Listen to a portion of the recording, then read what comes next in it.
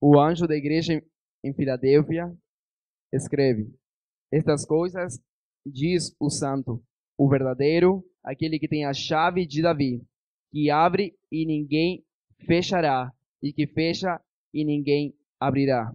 Fala assim comigo. O que abre e ninguém fechará, e que fecha e ninguém abrirá. O versículo também 18 fala: Aconselho-te que de mim compres ouro refinado pelo fogo, para te enriqueceres, vestiduras brancas para te vestires, a fim de que não seja manifesta a vergonha da tua nudez, e colírio para ungires os olhos, a fim de que vejas. Sabem que nós lemos o versículo 7 aqui, para uma carta à igreja da Filadélfia. Sabe que a igreja de Filadélfia era uma igreja fiel, de boas obras. E aqui fala que Deus entrega, fala assim, Deus abre e ninguém fechará. Sabe uma coisa? Deus, ele abre, na verdade, ele já abriu. Ele já abriu uma porta na sua vida. Ele já abriu uma porta diante de você. Você vai dizer, mas que é essa porta? Agora nós vamos falar melhor. Sabem que a igreja de Filadélfia também aqui fala, no versículo... É no versículo 8 mesmo. Aqui também fala sobre que a igreja de Filadélfia é uma igreja de pouca força.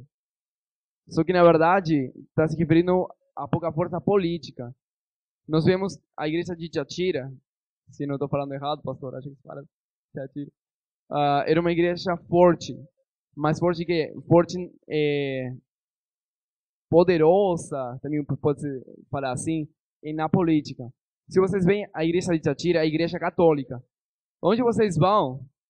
Onde vocês vão tem escola, tem universidades, tem várias coisas que são da católica. E também até a igreja luterana, o dízimo deles, ele é descontado no imposto. De tão poderoso que ele é. Ou seja, ela tem uma unidade com a política. A igreja de Filadélfia não tinha isso.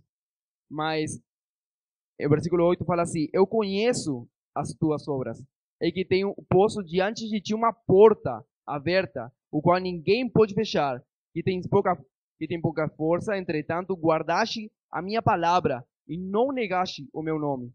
Fala assim, que tens pouca força, entretanto guardaste a minha palavra e não negaste o meu nome. Mesmo sendo uma igreja com pouca força, ela guardava a palavra de Deus. Sabe que essa porta que Deus que fala aqui é a porta da prosperidade. Eu quero incentivar você, se você não é dizimista, para você se posicionar e começar a ser dizimista. Acreditar nessa palavra. Você fala, mas eu não acredito.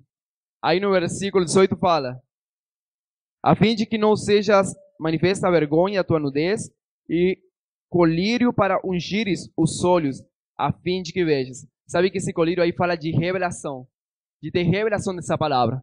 Uma vez que tu crê nessa palavra, você se torna um dizimista. Uma vez que você se torna dizimista, você tem revelação.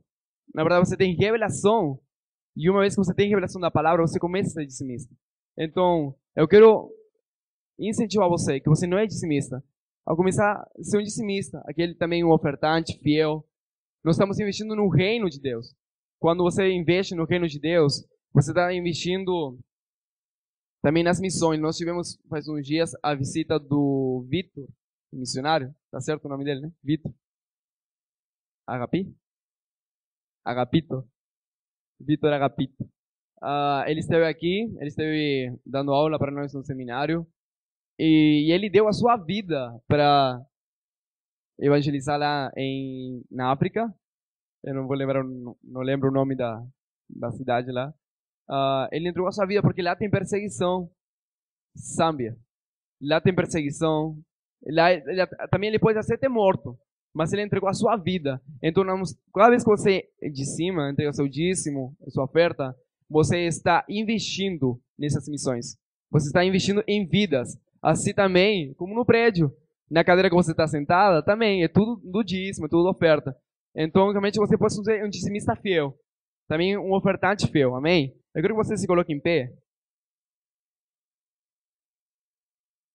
Nós não temos louvor agora, mas o Espírito Santo, ele fala mesmo assim. Então, essa porta que fala no versículo 7, essa porta que Deus abre, ninguém pode fechar.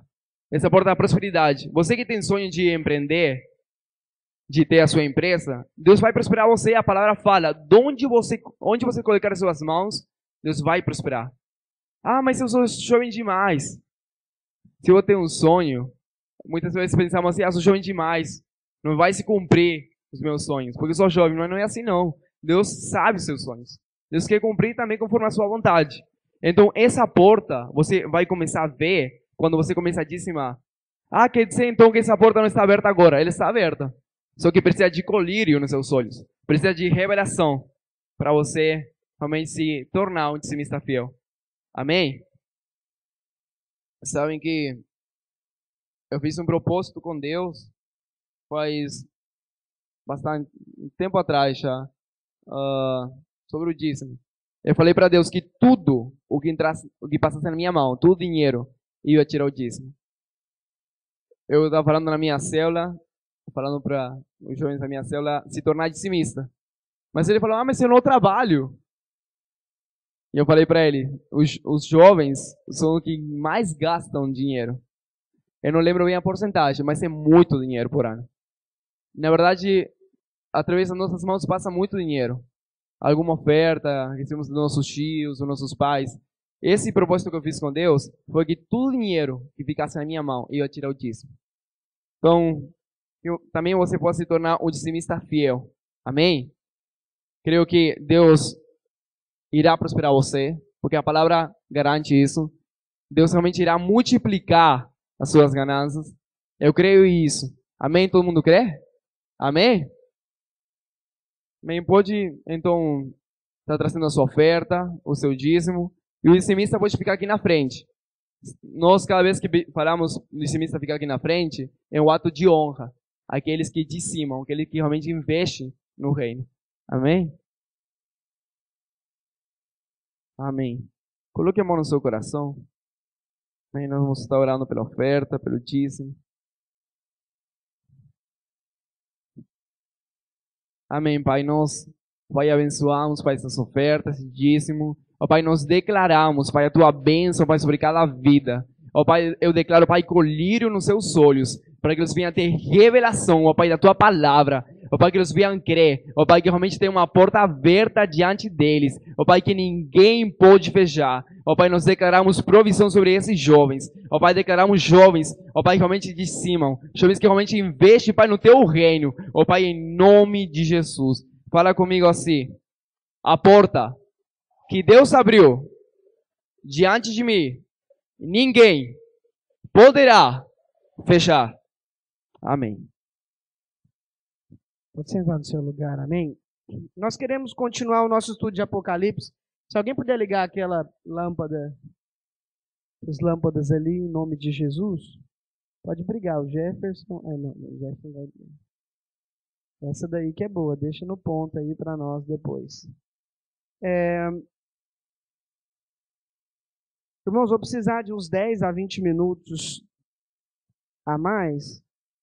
O irmão Jonathan que excedeu em horas, mas que a graça e a paz do Senhor dê a misericórdia sobre a vida dele e sobre a minha, amém?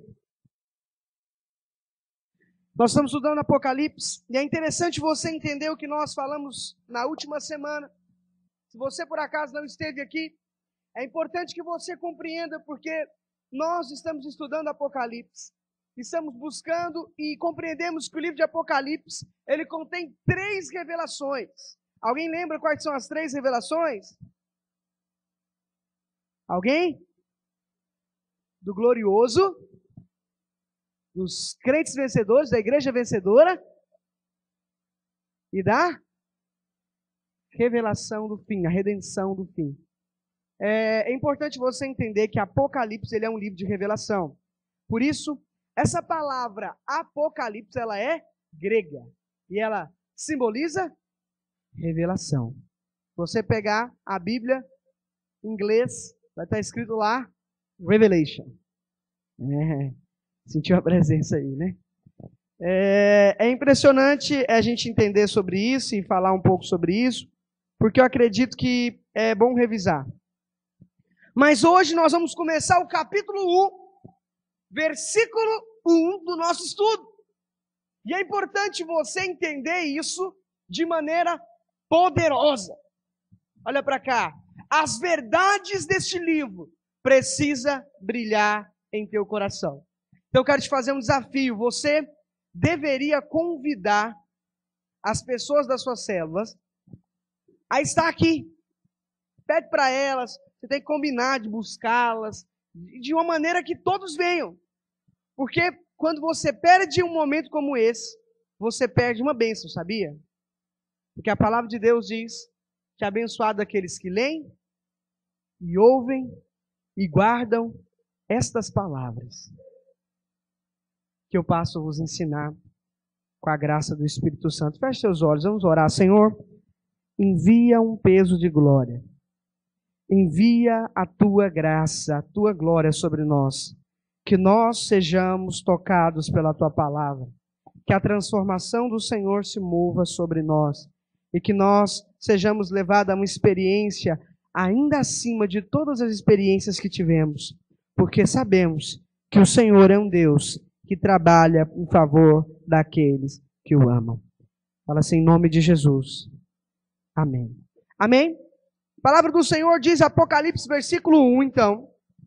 Capítulo 1, versículo 1, queria ler contigo, está escrito: a revelação de Jesus Cristo, que Deus lhe deu para mostrar aos seus servos as coisas que brevemente deverão acontecer.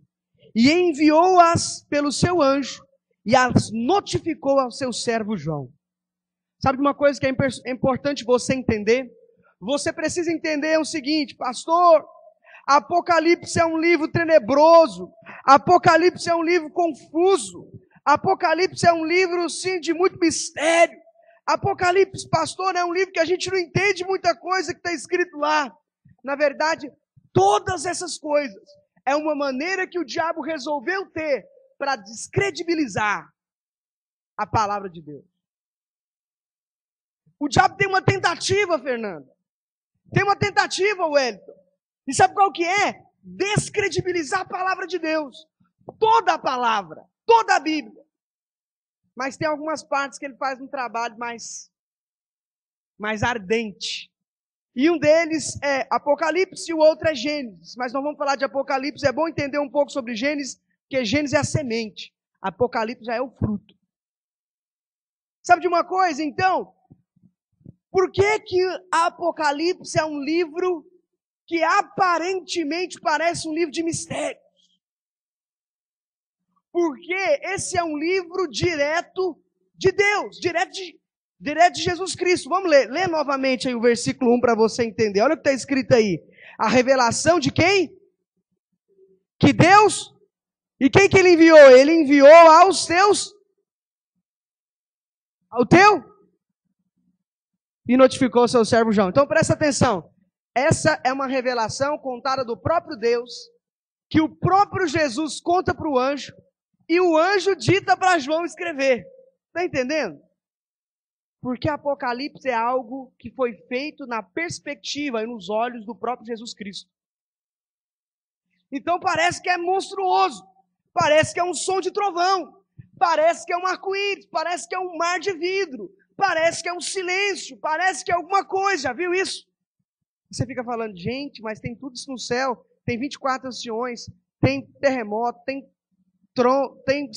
livro selado, tem selo, tem não sei o que, gente, tem bicho que tem olhos dentro e por fora, tem cara de leão, tem um cara de novilho, tem um cara de gente, tem um cara de águia, que é isso? Isso aí é simples, é porque um anjo está contando. Agora uma coisa, eu acho que um anjo viu muito mais coisas que nós, você acredita nisso?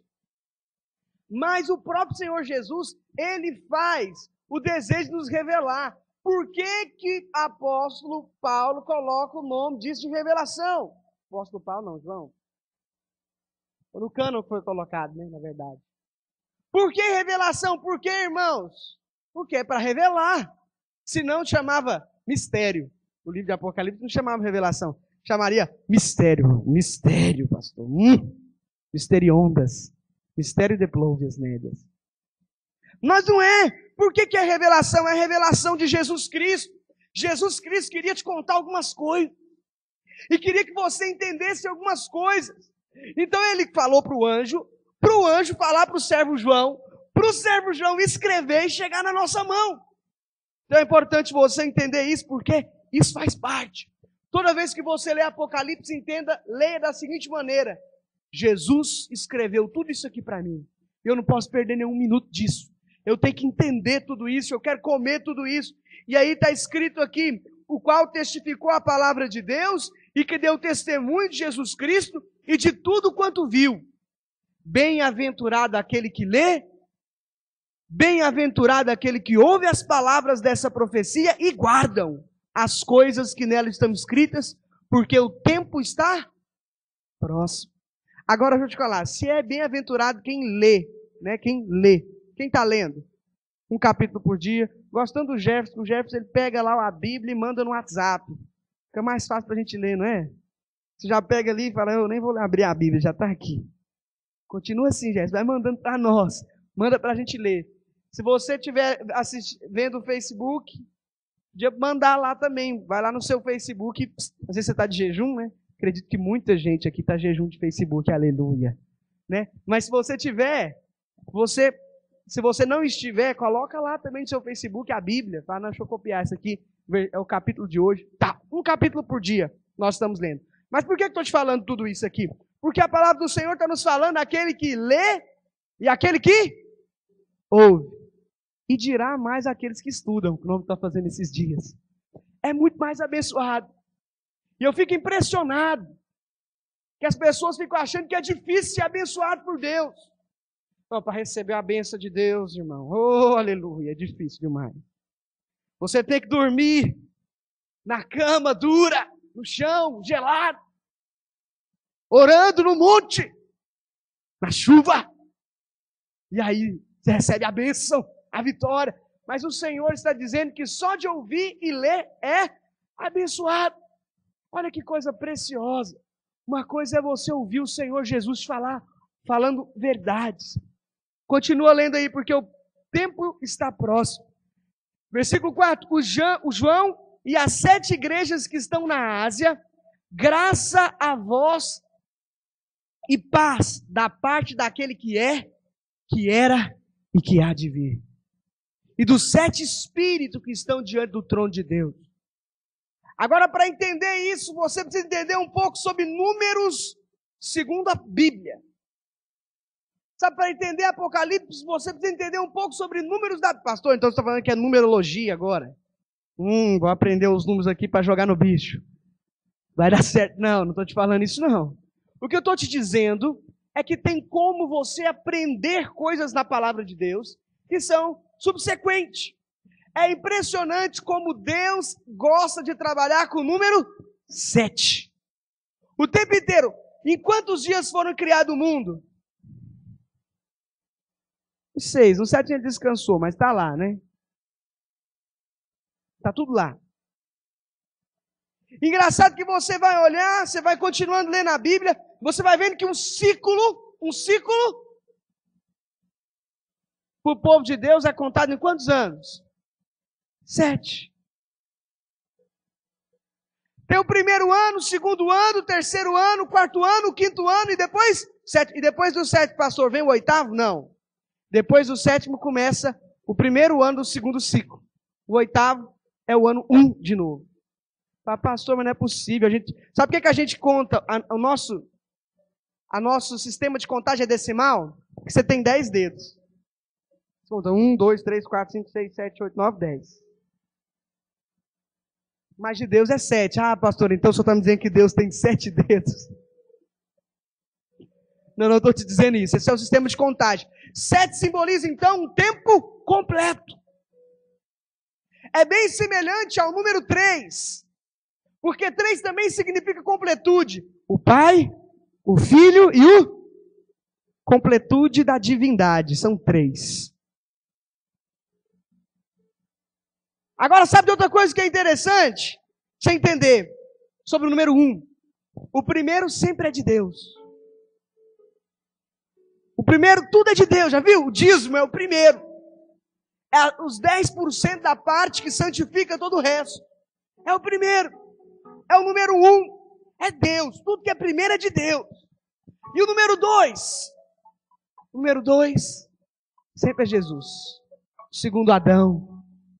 A segunda redenção. A segunda aliança. Oh, irmãos, a aliança. A segunda aliança. Ah, que vontade de colocar o número 2 nas costas, assim. Você tem vontade de fazer tatuagem? Não, você não tem vontade de fazer tatuagem, não, mas número 2, assim, no espírito. Pra quê, pastor? Porque o segundo, já percebeu? Deus tem um negócio com o segundo, mas isso é outra pregação, né? Vamos voltar aqui para Apocalipse. É importante, então, você entender sobre esses números. Pra quê? Você precisa saber disso. Por quê? Você compreender um pouco Apocalipse. Então, quando você lê nesse versículo, que são 7 7 o quê? Está escrito aí? Vocês não estão lendo? Quem está com o Apocalipse aberto aí? Vamos ler aí. Versículo 7 espírito aqui, irmãos. Ó. Onde que está aí? 4. João, as 7 igrejas que estão na Ásia, simboliza que é a completude das igrejas. Da parte daquele que era, que é e que há de vir. E os 7 espíritos que estão diante do seu. Então o que significa? Você fica achando, rapaz, Deus é tão grande, que para completar ele tem que ter 7 espíritos. Na verdade, ele está falando que a completude do espírito, a completude do próprio Deus. E a Bíblia diz então que o Senhor manda uma carta a 7 igrejas. Você fala, 7 igrejas então? Pastor, e a videira, está em qual dessas aqui? Nós não somos nenhuma dessas. Então nós não somos igreja? As 7 igrejas está falando da completude também dos céus. Da completude da igreja. A igreja completa. Vamos continuar lendo o versículo 5. E da parte de Jesus Cristo, que é a fiel testemunha, o primogênito dos mortos e príncipe dos reis da terra. Vou ler aqui, depois vou terminar de ler o restante. Sabe de uma coisa? Tá aqui, ó, aleluia. Da parte de Jesus Cristo, que é a fiel testemunha, o primogênito de todos os mortos. Pastor, mas Jesus não foi o primeiro a morrer. Primogênito não é o primeiro. O primeiro a morrer provavelmente foi Adão. Ou será que foi a Eva? Na verdade, o primeiro a morrer foi o Caim. Na verdade, o primeiro a morrer foi o Abel, né? Que matou Caim, matou Abel. Mas o primeiro a morrer antes de Caim foi o cordeiro, que Deus mesmo matou para a remissão do pecado. Mas por que o primogênito dos mortos? Porque ele foi o primeiro a ressuscitar. Ele foi o primeiro a voltar dos mortos. Pastor, discordo do senhor. Se você é um bom leitor da palavra, você vai saber que Elias ressuscitou um morto. Eliseu ressuscitou também uns mortos. Jesus ressuscitou um Lázaro que estava morto 4 dias, pastor. Estava até fedido, segundo a Bíblia. E agora você vem falar para mim que Jesus é o primeiro a ressuscitar? Quero te falar uma coisa. Todos os outros que Jesus ressuscitou, conheceu a morte mais uma vez. Mas Jesus ressuscitou. E ele não conheceu a morte depois da ressurreição dele. Hoje, se você pudesse ir agora, Giannini, diante do trono de Deus, por causa do sangue de Jesus, e olhar lá, à direita, tem um homem sentado, em carne e osso, ressurreto, vivo, poderoso e glorioso. Esse é o glorioso. Oh, aleluia. O Senhor se move sobre nós, o príncipe dos reis dessa terra, aquele a quem nos ama, e pelo teu sangue fomos libertos do pecado. Só existe uma coisa capaz de libertar você, jovens radicais livres, me ouça. Só existe uma coisa capaz de redimir o homem do pecado. Só existe uma coisa capaz de tirar o homem da sua condição desprezível de pecador. O sangue de Jesus. Sabe, eu fico impressionado, Carol. Impressionado com as pessoas que muitas vezes não conseguem vencer o pecado. Jovens que não conseguem vencer o pecado. Sempre eu escuto alguém dizendo assim: pastor, eu preciso arrepender de um pecado. Continua assim, confessando. Mas confessa primeiro a tentação, que ela é melhor do que você confessar o pecado. Pastor, não consigo parar de pecar. Quando eu vejo, eu já pequei. Será que tem algum jeito, alguma forma, alguma maneira? Existe. Aquele que por amor resolveu o pecado com sangue. Eu fico impressionado porque muitos de nossos irmãos abrem brechas para o diabo trabalhar na sua mente, na sua vida, trazendo confusão, trazendo confusões. Por quê? Porque o pecado se estabeleceu sobre vocês, sobre nós. Mas eu estou te ensinando a chave da libertação, a chave de ser liberto de uma vez por todas. É o sangue daquele que nos amou. Você não precisa mais viver na condição de escravo do pecado. Você não precisa mais ser incontrolável. Pastor, quando eu fico com raiva, eu fico incontrolável. Eu fico com vontade de partir no meio a pessoa. A Bíblia fala para irar e não pecar. Se você sente vontade de partir alguém ou de matar alguém, quando você está com raiva dele, a Bíblia diz que já fez isso no coração. Eu sei que a maior luta de muitos de vocês são com seus próprios pais.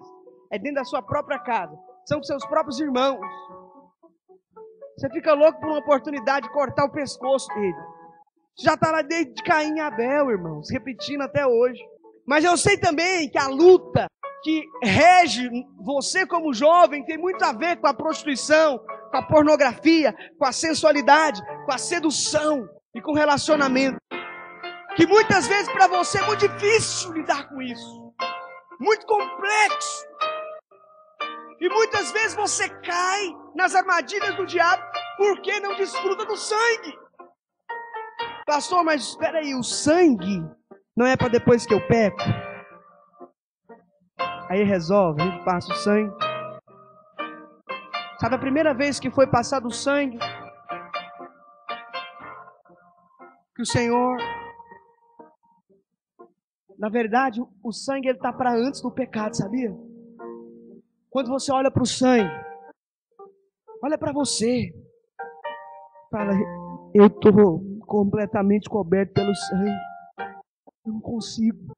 Sabe o que eu gosto? Tem jovens, eu vou conversar com eles, o meu espírito queima por eles. Eles falam assim: pastor, eu te contar um testemunho, essa semana eu estava na minha escola. A moça mais bonita da escola resolveu naquele dia ficar comigo. Só podia ser o demônio. E aí vieram falar comigo. E eu falei: pastor, eu até fiquei com vontade. E quando que eu vou ter outra oportunidade dessa? Mas de repente ele olhou para si. Ele falou: mas eu não consigo, pastor. Eu tento, mas não consigo. Eu não consigo. Porque parece que está mais forte dentro de mim do que eu imagino. Parece que está mais profundo dentro de mim do que eu consigo. Eu não consigo mais pecar. Porque eu estou manchado pelo sangue. O sangue do amor que me liberta do pecado. O Espírito Santo, ele está trazendo essa luz sobre nós. Ele está trazendo essa revelação sobre nós. E é importante que você entenda isso. No verso 6, porque Ele nos fez reino e sacerdotes de Deus, seu Pai. A Ele seja a glória e domínio pelos séculos. Amém. Pelos séculos dos séculos. Amém. Sabe o poder do sangue? O poder do sangue te dá o direito de ser sacerdotes e reis. Sabe qual que é o propósito eterno de Deus? Qual que é o propósito de Deus? O propósito de Deus, quando cria o homem, Ele cria o homem de que jeito? Expressando imagem e domínio. E essa é a mensagem dos vencedores. Daqueles que vão reinar com o Senhor, são aqueles que expressam imagem e domínio. Sabe o que é isso? Imagem e domínio? Imagem nos aponta para reino e sacerdote. Imagem e domínio. Imagem apresenta para sacerdote, domínio para reino. Sabe, os vencedores são aqueles que expressam aquilo que o Senhor é na sua natureza. O seu coração, ele não consegue simplesmente ser mais uma pessoa ou mais um cristão. Ele precisa brilhar a glória de Deus como imagem e sacerdócio, como reis e sacerdócio. E esse é o nosso Senhor. Sabe como é que você consegue isso? Ainda pelo sangue. Porque nos libertou dos pecados e nos fez reino e sacerdotes para Deus, o seu Pai. E Ele seja a glória e o domínio pelos séculos dos séculos.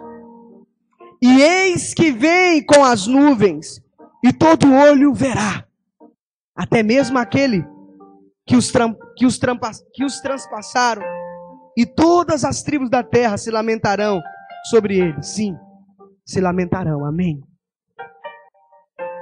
Isso aqui é Jesus, isso aqui é João falando sobre o glorioso. A mensagem de hoje é o glorioso. Se você quiser colocar aí, é o glorioso. O glorioso, ele vai do capítulo 1 a qual capítulo? Só o 1, já falei isso no culto passado.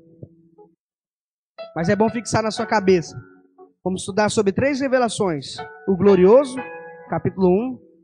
A igreja vencedora, do 2 ao 3. E a revelação dos fins, do 4 ao 11. E do 12 ao 22 é só explicação do que acontece entre o 1 e o 11.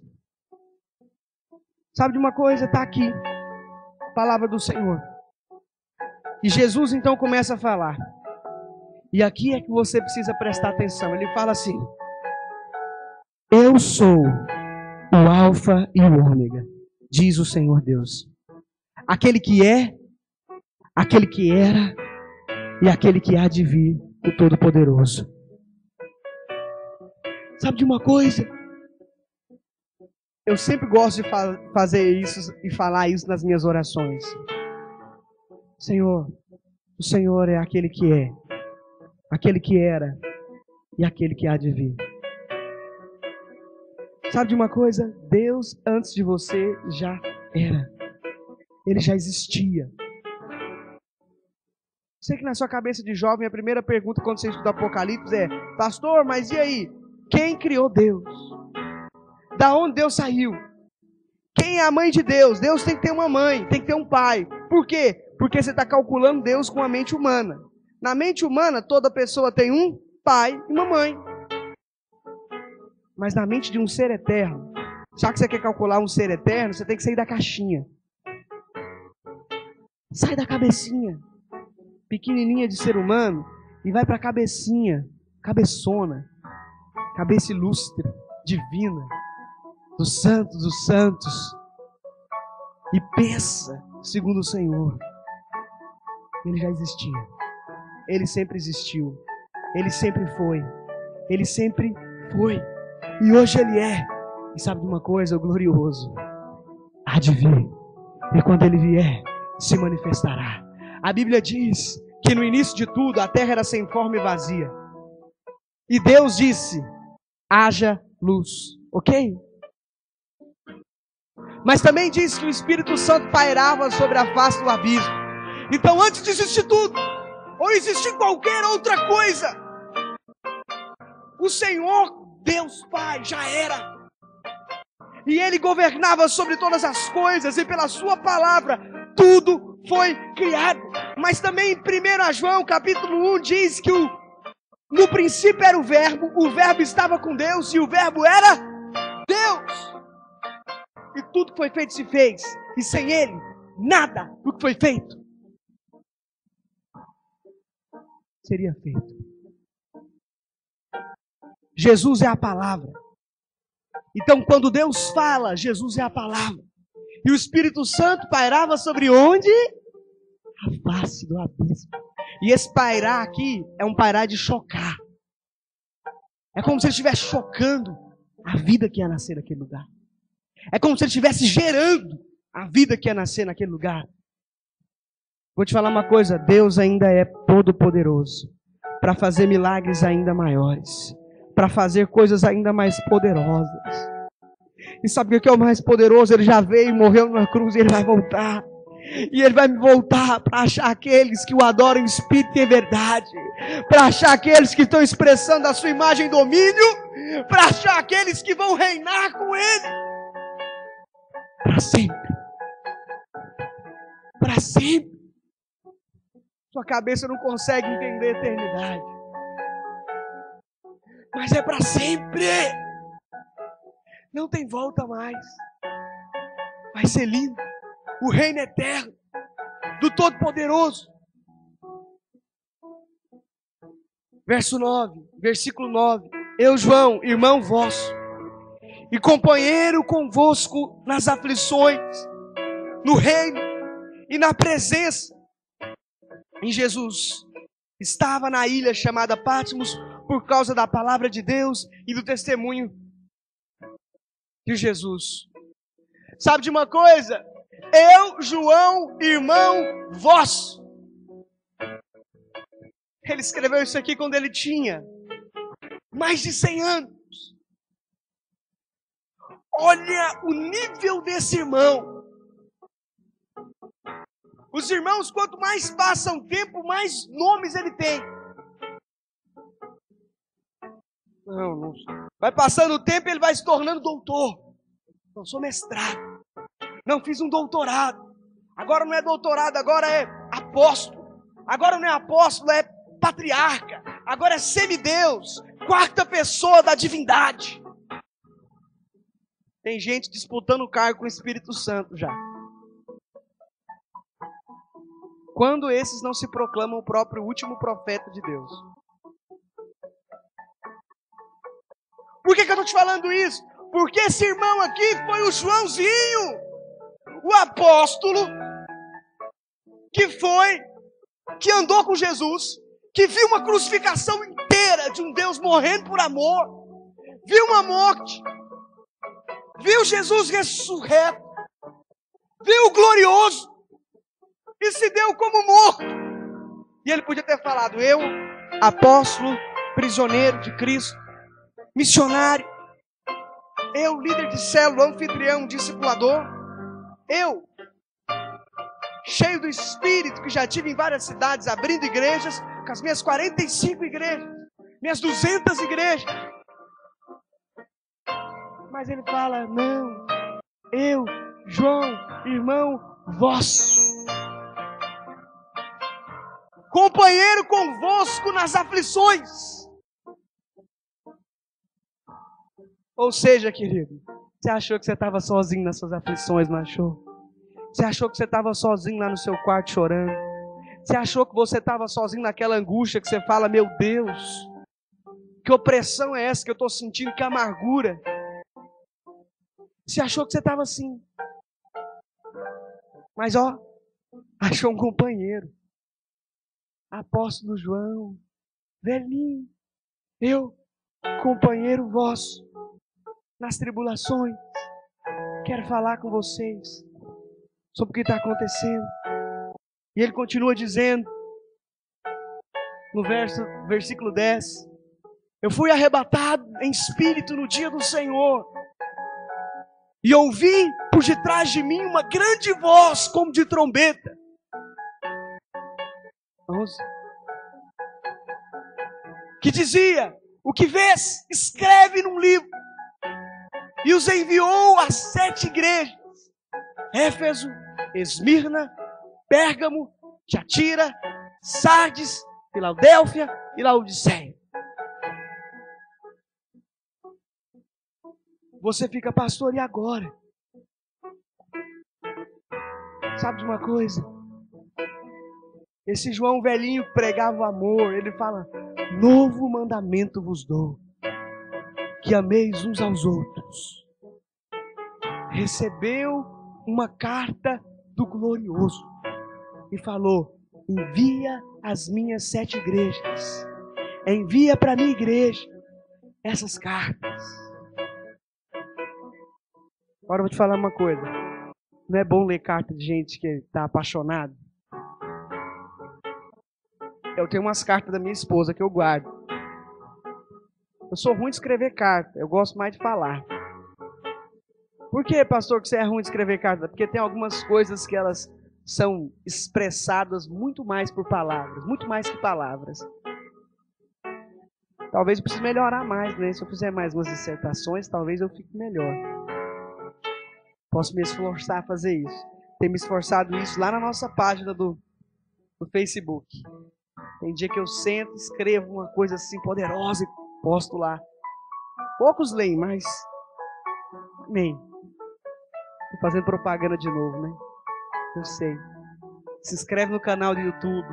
Nós estamos lá no YouTube também. Ouve lá os nossos vídeos, assiste nossos vídeos. Eu estou lá toda segunda-feira. Nós lançamos um vídeo novo. E nessa segunda, você que não conhece o Vitor Agapito, vai estar lá uma entrevista com ele. Se você quiser conhecer, vê-lo, saber quem ele vai estar lá com entrevista com o pastor Pedro Guedes, entrevistando ele. Toda segunda-feira tem um vídeo novo.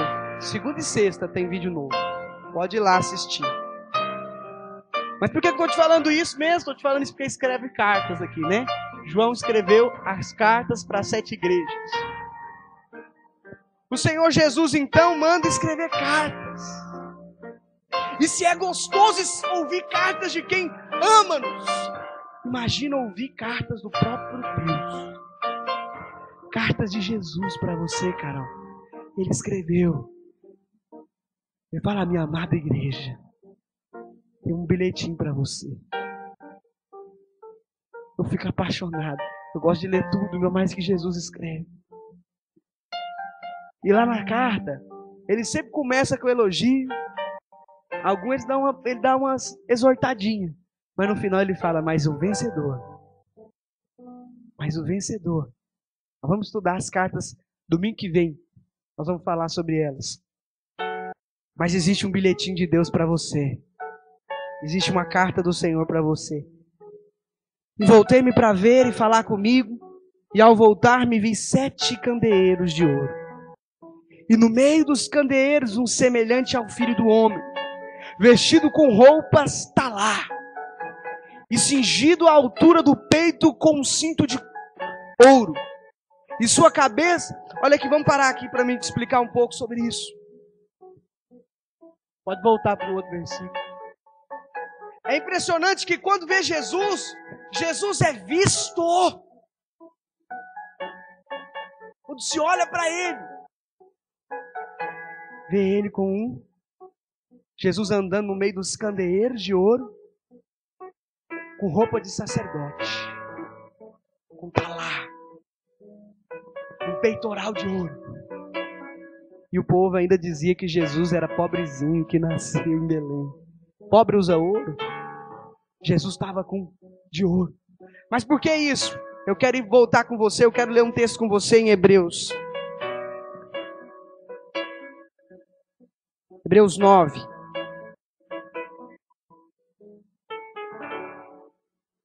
Só para você entender um pouco sobre isso.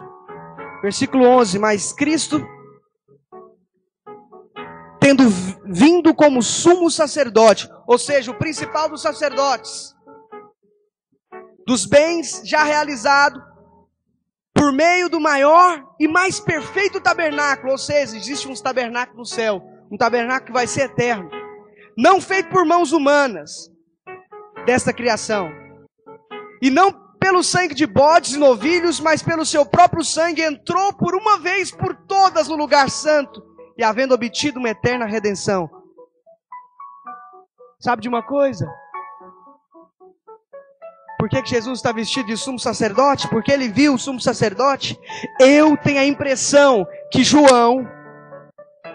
Acabando meu culto. Quando chegou nos céus, ele viu Jesus chegando no céu com sacrifício de uma vez por todas. O nosso tabernáculo de mãos humanas, ele servia simplesmente para esconder de bode, de ovelha, só para esconder o pecado. Mas chegou aquele Senhor Jesus, sumo sacerdote de um reino eterno, de um tabernáculo eterno, e levou o seu próprio sacrifício, que era o seu próprio sangue. E isso nos serviu para uma expiação de pecados eternos. De uma vez por todas. Finish. Fala inglês, vocês não têm que aprender inglês. Acabou.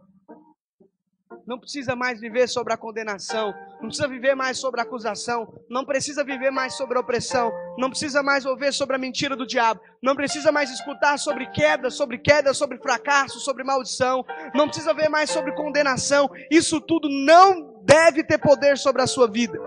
E não tem, porque Cristo já liberou, já pagou, já resolveu. Mas ainda o diabo continua a entrar em você, tentar entrar jogando opressões, medos, mentiras, condenações, tentando jogar setas, tentando acabar com você, tentando destruir os seus sonhos. Sabe por que eu fico mais impressionado? Tem gente que ouviu o evangelho e não consegue sonhar. Sonho é combustível da vida. E é por isso que eu resolvi parar de sonhar meus sonhos. E sonhar os de Deus. Porque os de Deus sempre é melhor que o meu. Gente, é uma coisa que eu não consigo entender. Quando eu vejo Deus ter um sonho para mim melhor que o meu, eu falei, vou parar de sonhar. Vou sonhar só o sonho de Deus. Porque o sonho de Deus é bom. Ele resolve. Ele vai até o fim. Esse é o sumo sacerdote. Por isso que ele está com esse talar no peito. Volta para Apocalipse mais uma vez. E aí começa a descrever o glorioso. E a sua cabeça. E o cabelo era branco como lã, como a neve. E os seus olhos apaixonantes e penetrantes, capazes de entrar na nossa alma e tocar o nosso espírito, era como chama de fogo. E os seus pés, que nos ensinam a andar por caminhos aplainados, santos, puros, que até o tolo andando por ele de maneira nenhuma errará. Semelhantemente ao latão reluzente, como fora refletido numa fornalha. E a sua voz, como voz de muitas águas. E ele tinha na sua destra 7 estrelas. E na sua boca saía uma aguda espada de 2 gumes. E o seu rosto era como o sol, quando resplandece na sua força. Quando vi, caí aos seus pés, como morto. E ele pôs sobre mim a sua mão, a sua destra, dizendo, não temas, eu sou o primeiro e o último. O glorioso. Sabe de uma coisa? Eu sou desesperado para ver essa cena que João viu. Sabe, eu queria ver agora. Tem gente, muitos anos eu peço isso para Deus, falo, Deus, eu quero ver sua face. E tem gente que fala assim, pastor, não pede isso não. Na época eu não era pastor, na época eu era irmão igual você, falava, sabe de uma coisa, você tem que parar com essa oração. Esse negócio de pedir para ver Deus, sabia que quem vê Deus morre. Falei, olha, eu só queria ver então ele por 1 segundo, enquanto eu conseguisse olhar. Que eu pudesse morrer. Mas que eu poderia ver. Mas sabe de uma coisa? Depois do sangue de Jesus, todos nós podemos chegar diante de Deus. Engraçado que o Senhor coloca a mão sobre ele e fala, não temas, filho amado. Sou eu o glorioso. que tem os olhos apaixonantes, que tem o brilho do sol, que brilha como o sol. O filme que nós estamos querendo assistir, A Ressurreição. Eu acho interessante que tem uma parte do filme, fiz minhas pesquisas, quem assistiu. Esse filme A Ressurreição conta a história da ressurreição por um soldado romano. E Jesus, quando morreu, colocaram um selo e colocaram a pedra lá, morto. Jesus era altamente perigoso, até morto. Porque eu nunca vi nenhum túmulo guardado por 2 guardas e um selo nele. Antigamente, hoje a gente usa cimento para selar as coisas, ok? Mas naquele tempo era um selo. Colocaram um selo lá, selaram, colocaram 2 guardas. Jesus morto. Altamente perigoso. Eu nunca vi isso na minha vida. Já vi um túmulo que estava lá, nós vamos colocar uns guardas aqui, que a gente não sabe o que vai acontecer com esse defunto. Defunto não fecha, não fala, não faz nada, não anda. Mas Jesus, o glorioso, estava lá, 2 caras. Sabe o que aconteceu? Nesse filme, conta que o túmulo foi aberto. O selo foi quebrado. E saiu de lá o glorioso. E sabe o que o soldado romano fala? O capitão dos soldados que está procurando Jesus encontra esses 2 soldados que estavam lá guardando. Fala, o que aconteceu? Fala, olha, a gente até dormiu no trabalho sim, mas de repente chegou uma hora da noite que tremeu o selo, a pedra removeu.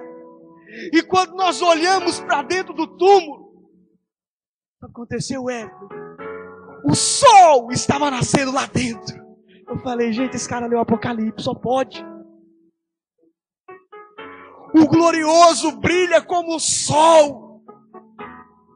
Ele brilha como o sol. Isso é impressionante. Talvez o soldado romano estava lá acostumado a ver o sol nascer sempre do outro lado. Ele até dormiu de costa. Mas de repente o sol nasceu de outro lugar. Resplandeceu. Quando se olha para o glorioso, se vê chamas de fogo. Os olhos apaixonantes como de fogo. Vê luz nos seus pés. Vê o seu rosto brilhando como o sol. Vê ele brilhando inteiro. Isso é muita glória. Eu fico impressionado com esse glorioso que é nos revelado. E a palavra do Senhor continua nos dizendo aqui que João, quando viu, caiu como morto. E ele disse, eu sou o que vivo, fui morto, mas eis que estou vivo pelos séculos dos séculos. E tenho as chaves da morte e do Hades. Escreve, pois, as coisas que tem visto, e as que são, e as que depois delas hão de suceder. Eis o mistério das 7 estrelas que vistes na minha mão. Sabe de uma coisa? Todo mundo falando, vamos estudar Apocalipse não. Pastor, tá vendo? Eu falei pro senhor que Apocalipse era difícil. Esse negócio de 7 estrelas, 7 candelabros, o que é isso? Tem 7 estrelas na mão de Deus. Deus estava andando entre os candeeiros. O que é isso? Para com isso. Olha que o bom de Apocalipse é que ele explica mesmo. O mistério dessas 7 estrelas que vistas entre as minhas mãos, dos 7 candeeiros de ouro. As 7 estrelas são os anjos das 7 e são os líderes das 7 igrejas. São os mensageiros. Anjo é aquele que tem a mensagem. Você fica achando que anjo é importante, mas a importância dos anjos são carteiro de Deus. O carteiro do céu é os anjos. Quando tem que entregar uma carta, manda o anjo. E aqui nesse caso, os 7 anjos são os ministros. Eu sou um desses anjos que ministra a igreja de jovens. Eu tenho uma palavra para você da parte de Deus todo domingo. Todo domingo eu tenho uma mensagem para você. Nós somos esses anjos. E sabe uma coisa? A igreja não é só isso aqui. A igreja é onde? Lá na sua casa, lá na sua célula. Olha, isso aqui só é igreja porque nós, irmãos, estamos reunidos aqui. Mas se nós nos reunimos quarta-feira, sábado, lá na casa do irmão, na casa do outro irmão, é lá que a igreja está. E é lá que é a igreja. E é lá que estão os anjos. Ou seja, o líder de célula, ele é uma estrela que está na mão do glorioso. E eu estou na mão do glorioso, amém? E os 7 candeeiros são as 7? São as 7? Está aqui o mistério. Você estava curioso para saber. Os candeeiros de ouros. As igrejas. Então a Bíblia diz que o glorioso, ele está passando entre o meio das igrejas, passeando. Então lá na quarta-feira, no sábado, na sua célula, ele está passeando lá. Ele está passeando. E os líderes de célula estão na sua destra. E eu sou líder em treinamento, pastor. O que você é? Você é uma estrelinha em treinamento. E você tem um brilho. O brilho do Senhor, do Espírito de vida. A gente só perde o brilho quando o sol aparece. Quando o sol aparece, nenhuma estrela ousa brilhar. É só o sol. Ele deu. Ele é suficiente. Você está lá como um anjo mensageiro. E nós, como igreja do Senhor, precisamos desejar ser uma dessas estrelas. Para se tornar uma estrela, precisa ser um desses irmãos. E tem que ter um pastor, mas eu não consigo. Mas esse é o desejo de Deus. Esse é o anseio do Senhor. Nós somos a igreja do Senhor. Nós somos a igreja do Senhor. Nós somos as estrelas. Eu queria que nós terminássemos o nosso culto. Já passei do horário aqui. Fica de pé onde você está.